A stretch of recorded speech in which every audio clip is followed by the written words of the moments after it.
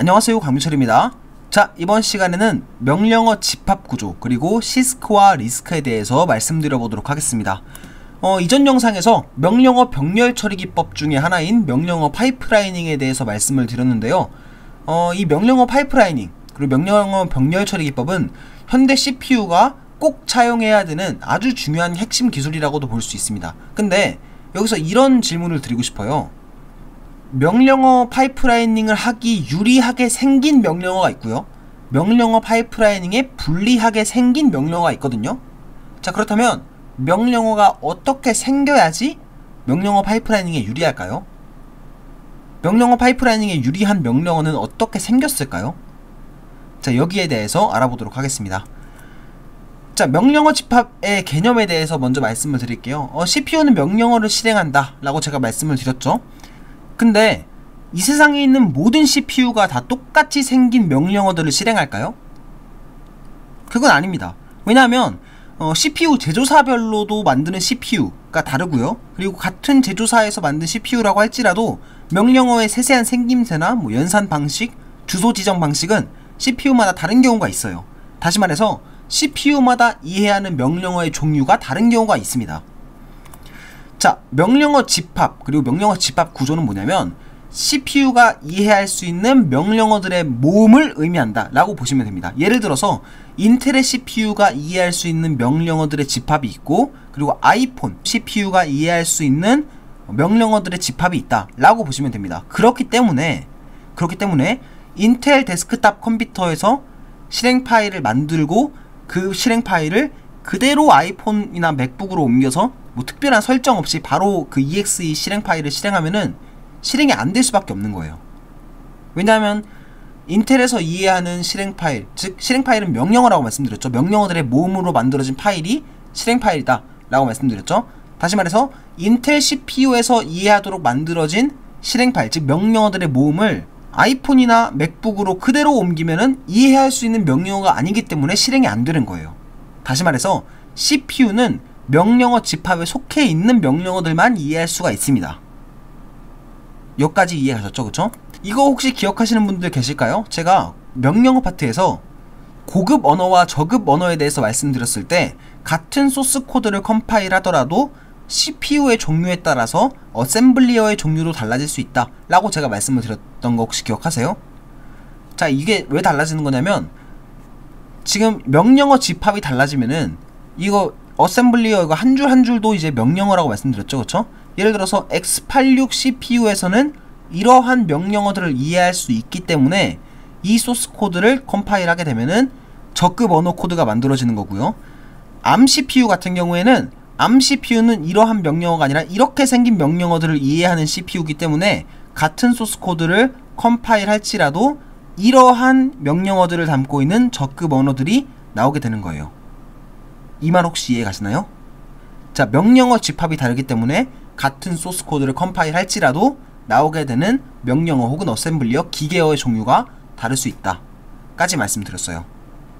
달리 말해서 x86 혹은 x86-64 명령어 구조를 따르는 CPU들은 얘네들 말을 이해를 못하고요, ARM 명령어 집합을 따르는 CPU들은 얘네들의 말을 이해할 수가 없어요. 그렇기 때문에 당연히 실행도 안 되는 거죠. 아시겠죠? 자, 이런 관점에서 보면은 명령어 집합 혹은 명령어 집합 구조는 CPU들의 언어인 셈입니다. 근데 각기 다른 언어를 사용하는 나라들을 보면 그냥 말만 다른 게 아니라, 그냥 사용하는 언어만 다른 게 아니라 언어에 따라서 사람들의 가치관이나 생활 양식도 달라지는 것을 볼 수가 있습니다. 예를 들어서 우리나라 같은 경우에는 높임말이 있으니까 비교적 어른을 공경하는 문화가 있고, 높임말이 없는 나라에서는 비교적 평등한 문화가 자리 잡힌 것처럼요. 사실 잘 몰라요. 왜냐면 저 여권도 없거든요. 아무튼 간에 그러니까 말만 달라지는 게 아니라 말에 따라서 생활 습관이나 양식도 달라진다 라고 하는 점을 알고 있죠. 그쵸?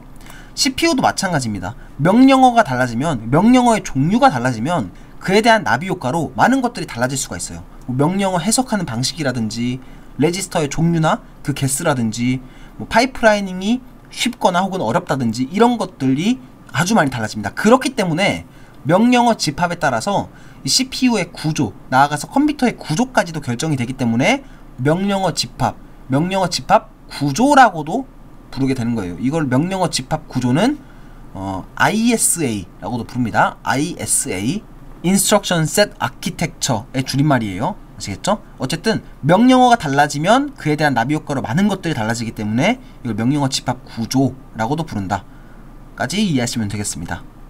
아시겠죠?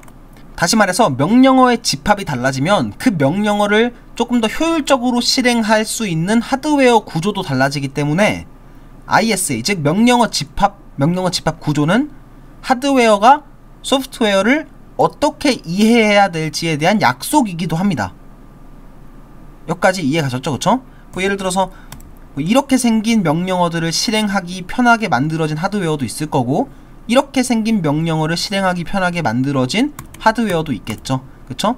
그렇기 때문에 ISA는 소프트웨어와 하드웨어 사이의 약속이다 라고 보는 관점도 있습니다. 아시겠죠? 자, 그렇다면 이번 시간에는 이러한 명령어 집합의 가장 큰 두 개의 카테고리, 가장 큰 두 개의 종류인 시스크와 리스크에 대해서 학습해 보겠습니다. 이 시스크와 리스크는 현대 명령어 집합의 이제 가장 커다란 두 개의 종류, 가장 대표적인 두 개의 종류라고 보시면 돼요. 일단 시스크부터 말씀드릴게요. 시스크는 이 풀 네임에 대해서 이 뜻을 한번 짚어보시면 이해하는 게 그렇게 어렵지 않습니다. 이 시스크는 Complex Instruction Set Computer 라고 하는 말의 준말이거든요. 자, Complex Instruction Set Computer는 어떤 말이냐면, 한국말로 번역을 하면은 복잡한 명령어 집합을 활용하는 컴퓨터, 여기서 컴퓨터는 CPU라고도 이해하셔도 돼요.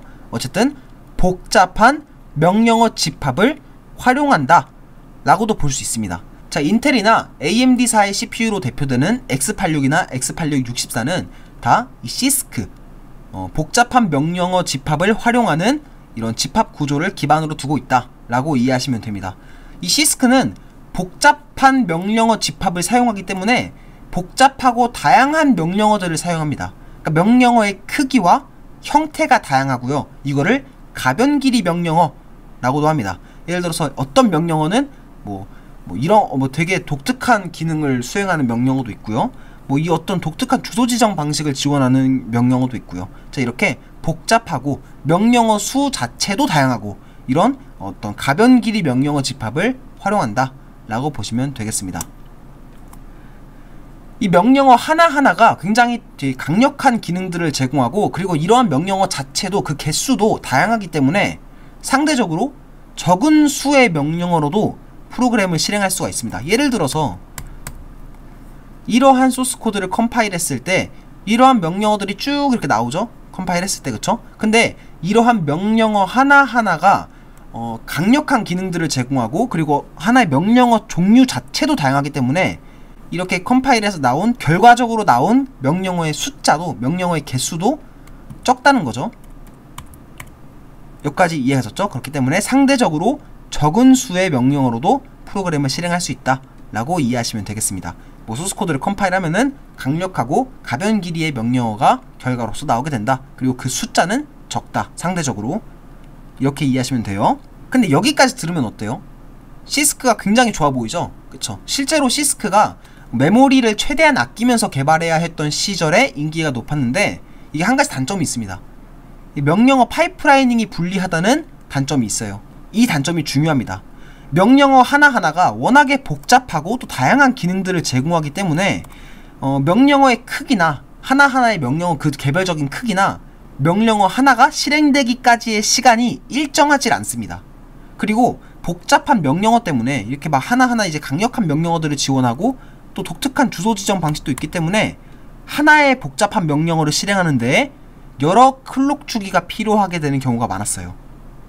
자, 이런 경우에는 파이프라이닝이 불리합니다. 파이프라이닝이 잘 되려면 어떻게 해야 되냐면, 이 명령어가 실행돼야 되는 이 하나의 시간이 비교적 정형화되어 있어야 됩니다. 가급적 한 클록 주기로 탁탁탁탁 실행이 돼야 되고, 착착착착 명령어의 길이나 실행 시간도 들쑥날쑥하지 않아야지 이렇게 명령어들을 겹쳐서 실행하는 파이프라이닝이 제대로 동작을 하겠죠? 그쵸? 근데 명령어 하나하나당 이제 실행해야 되는 시간이 이렇게 들쑥날쑥하면은 당연히 파이프라이닝에 불리할 수밖에 없겠죠. 어떤 명령어는 실행하는데 2클럭이 소요되고 어떤 거는 4클럭이 소요되고, 이렇게 되면은 파이프라이닝이 불리할 수밖에 없죠. 그쵸? 그렇기 때문에 시스크는 명령어 파이프라이닝에 불리하다는 아주 치명적인 단점이 있습니다. 게다가 시스크가 복잡하고 다양한 명령어들을 활용할 수 있다고는 하지만 대다수의 복잡한 명령어들은 그 사용 빈도가 낮습니다. 어차피 사용되는 명령어만 주구장창 쓰이게 돼요. 뭐 시스크 명령어 집합 중에서 뭐 불과 20% 정도의 명령어가 전체 사용된 명령어의 대략 한 80%가량을 차지한다 라고 하는 논문도 있습니다. 그러니까 시스크가 명령어 집합이 다양하고 복잡한 기능들을 지원하기는 하지만 실제로는 자주 쓰는 명령어만 주구장창 쓰였다는 거예요.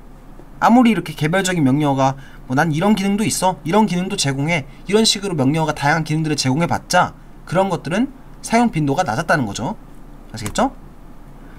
그런 어떤 문제의식 속에서 최근에 각광받고 있는 명령어 집합 구조가 바로 리스크입니다. 리스크는 Reduced Instruction Set Computer 라고 하는 뜻인데 명령어 집합의 수를 줄였다는 뜻이겠죠, 이거는. 그쵸? 자, 그래서 이 이름답게 명령어의 종류가 적고 명령어도 짧고 가급적 1클록 내로 실행되는 규격화된 명령어를 사용합니다.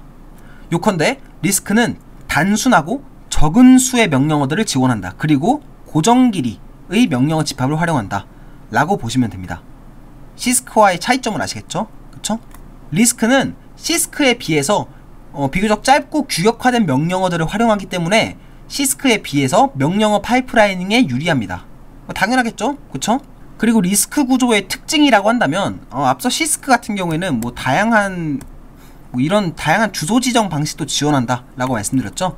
근데 리스크 같은 경우에는 일반적으로 메모리 접근 방식을 최소화하는 경우가 많습니다. 메모리에 접근하는 거를 로드, 메모리에 저장하는 거를 스토어, 이런 식으로 두 개의 명령어로 제한할 만큼 메모리 접근을 최소화하는 경향이 있습니다.